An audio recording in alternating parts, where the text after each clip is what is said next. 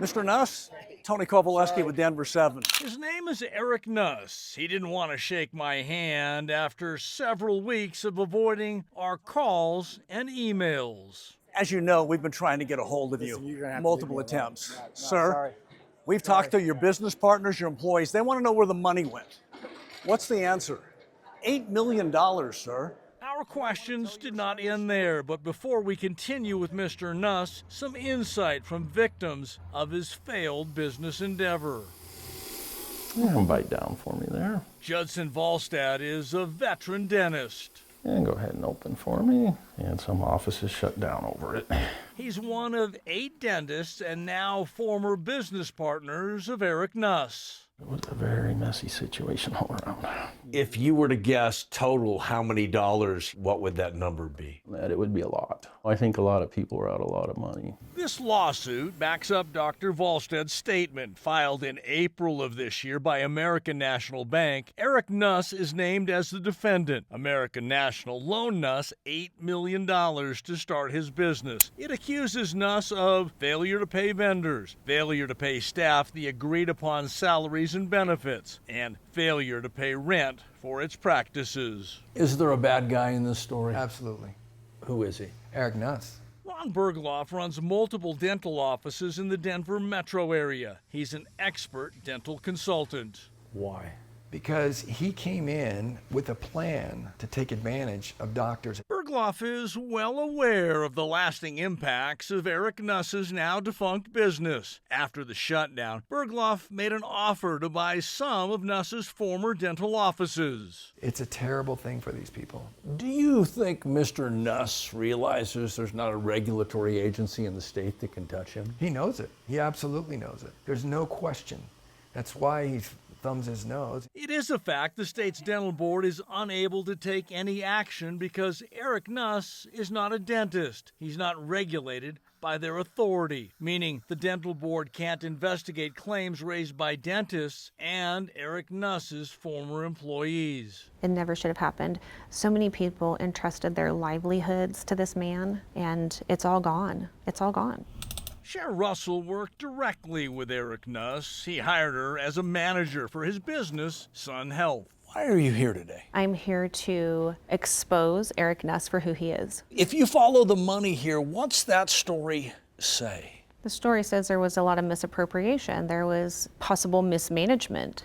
There was overspending, just an exorbitant amount of spending. The former manager cites this internal spreadsheet obtained by Denver7 Investigates. It details credit card charges made by Eric Nuss, credit card entries confirmed by a company accountant, a spreadsheet that includes more than $11,000 in one day at sporting goods stores, more than $5,000 for country club expenses, and nearly $15,000 for purchases at gun shops. And that's not where the questionable spending ended. The biggest personal purchases that I was concerned with was a couple of vehicles that he purchased in June of 22. There was clearly some issues behind the scenes with money troubles. I thought it was strange that he would go out and buy 2 brand new vehicles. Eric Nuss also found his name on multiple complaints to Colorado's Department of Labor. Complaints for failing to pay at least 3 of his employees after he shut down his business. The investigation confirmed more than $9,500 in unpaid wages, and the state issued a penalty to Nuss and his company for more than $11,000 additional dollars for willful failure to pay.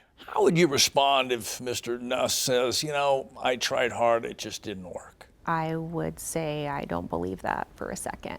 I just want to make sure that I can help people not fall off the side of the cliff. Feels as if I did. That's Eric Nuss in a podcast, months after going out of business, months after walking away from 8 active dental practices. Because now here I sit with no company, staring down the barrel of some pretty nasty financial and legal circumstances because of the bank taking the company. What did he say in that video? What did you hear? What I heard was that it wasn't his fault. It seemed to me that there were a lot of excuses and blame, but none of it seemed to be of his making. When you got to the end of that video, what was going on inside? I wanted to scream. I wanted to call him. I wanted to go face to face with him and say, what is wrong with you? Like, it was absurd. It was just an absurd video. $8 million, sir. You don't want to tell your side of the story? Don't they deserve an answer? And that brings us back to that interview with Eric Nuss inside an Aurora hotel in the middle of a packed conference of dentists and dental professionals learning how to buy and sell businesses. Over 2 days, we watched Nuss networking with dozens of conference attendees. Are you here hustling business?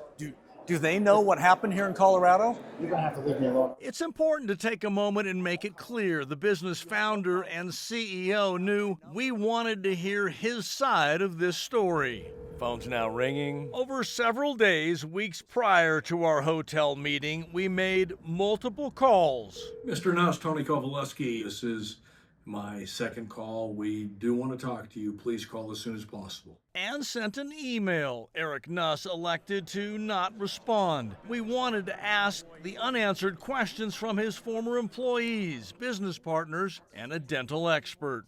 If Eric Nuss walked in right now, what's the one question you'd ask him? Why not tell the truth? Why keep the charade up? Why not just tell the truth? Mr. Nuss, do you want to apologize to your former business partners, your employees? You filed bankruptcy. There are lawsuits with your name on it. Don't they deserve an answer, an explanation?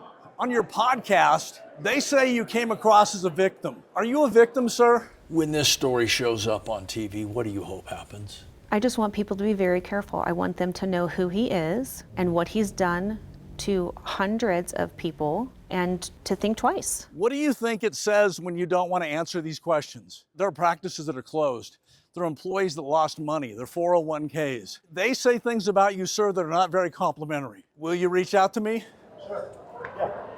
You're going to call me. Yeah. I'll look for your call. That was more than a month ago, and still no word from Eric Nuss. We did review his Chapter 7 bankruptcy filing. Among other things, it forces him to sell the guns he purchased with that company credit card. Now, as we reported, the State Dental Board has no power over Mr. Nuss because he's not a dentist. But in April, it did issue this cease and desist order against his business. An update for you now on the dental offices. Dr. Volstead and 3 others found ways to save their dental practices. All lost significant amounts of money in that process.